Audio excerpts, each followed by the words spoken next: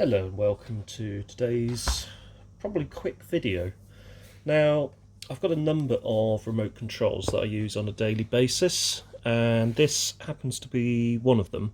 This is for a little mini disc CD player, tape player, amplifier that I use in lieu of a sound bar, because modern television speakers are nowhere near as good as they used to be when you had space in the cabinet to mount something worthwhile. So instead of a sound bar, I use just an old amplifier, which does, in my view, a better job anyway, because it's using proper speakers and not some weird speaker setup that's contained within a small box or a small sort of almost cylindrical shaped thing. Anyway, what seems to have happened to this is the volume controls need a really firm push to get them to do anything. So I was going to try taking the remote apart and seeing if I could sort out that particular issue. So I'm just having a look at the, yep, it is standard cross-headed screws. So there seems to be 4 of them. I'm going to guess, take a wild stab in the dark, that it will clip together as well. So I'm actually just seeing if that's coming out at all.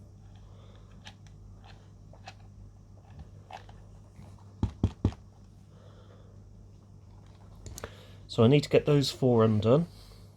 So I'll get those 4 undone and you'll rejoin me very shortly. And after a short period of time, the control and the screws are ready to come out. There are 4 screws in total, so make sure you don't lose them. And the remote itself should start to come apart like so. So if it happens to be snagging at any point, don't go too forcefully, otherwise you will probably shatter the remote itself.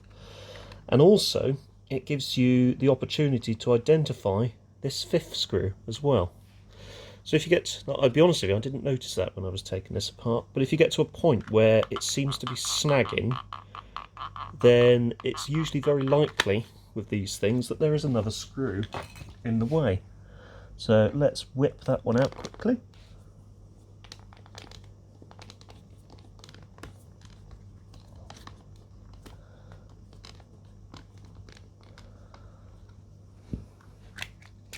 And there you go, apart it comes.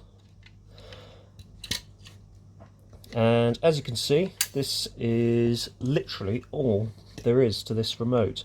You have this membrane, obviously, which we will give a bit of a clean up. To clean these, I usually just use something like soapy water or something along those lines, warm water and soap, and then just rinse it down thoroughly. Same story with the inside of that as well. As you can see over the years, there's quite a bit of various bits of grease that I've got into there. This is the remote board itself. So there's your battery terminals, there's your IR transmitter, there's a capacitor, and there's a little chip there, which is obviously the logic chip itself. And all of these, the various touch sensitive pads, make up the actual board itself. So what I'm going to do with those is just quite literally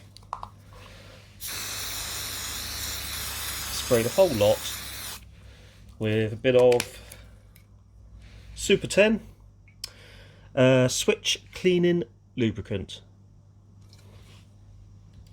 Now, off camera, I'm going to take these over to my sink and I'm going to give these a really good scrub to get all of these sort of bits of, well, sort of grease, food, pet fur, everything else that you sort of would expect to encounter over the sort of 20 years that this unit has been in existence are encountered here.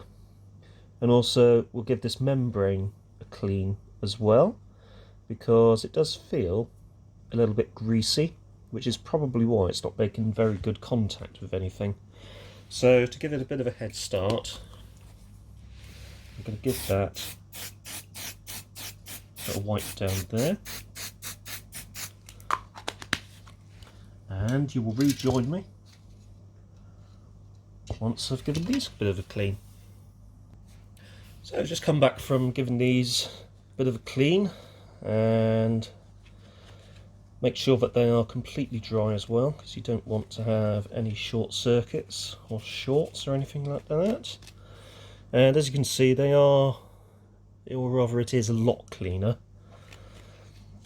I used washing up liquid, mainly because it's a good degreasing agent, which for sort of stuff like this it would be ideal for, and also it's just pretty good at cleaning as well.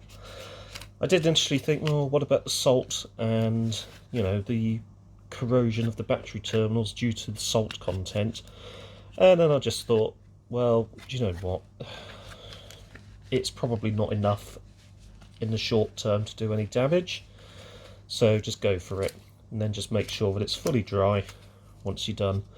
I mean, if you really want it, if you really wanted, you could just pull that out, so you could just wash this without that in place. So I'll just pop that back in. Hopefully I've got it the right way round. You'll soon be able to tell. Yep, that's fine. So next thing I'm going to do is just wipe this down after it's clean up. There we go. We'll grab this now as well. Now this will need to be cleaned off as well, because that is quite filthy. So I'm going to take that off camera and give that a quick clean. So with this one I just rinsed it under the tap, to be honest with you. Nothing too special. Give it a bit of a dry.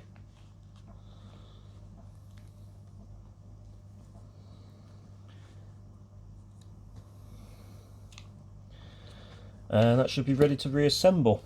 You can also get a date marker on this remote control, which will probably allow you to date the whole unit. So we're looking at January, February, March, April, May 2000. Judging by the little indents there, you've got 990001. So this May 2000, which puts my amplifier unit at 21 years old. It's astonishing. 21 years ago doesn't really seem to me that long ago.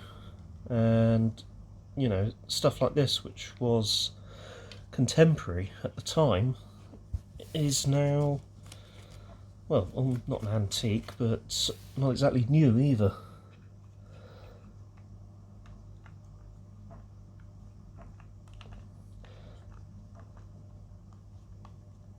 So just carefully popping all of these back in.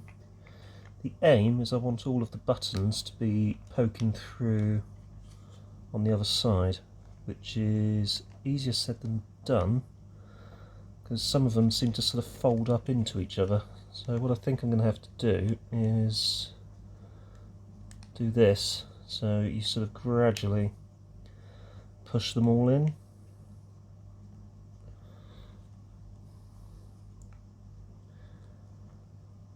Like so, and then the ones that get snags, they should, if you're sort of pushing them from one end into the other, they should all gradually, as you can see here, pop into place. So that's exactly what we're doing now, and they do seem to be very gradually popping back into place, although then you get the problem where that end goes up again. So I'm going to take a bit of time to sort that out off camera, and you'll rejoin me shortly. Probably the best way to get the buttons in place is to press the whole unit together, and then using a small screwdriver just pop all of the buttons which have got trapped out like so, and then the whole thing comes back together. What we can do then is we can start putting screws back into place, which should be possible. So maybe easier said than done. There we go, that one's starting to go in.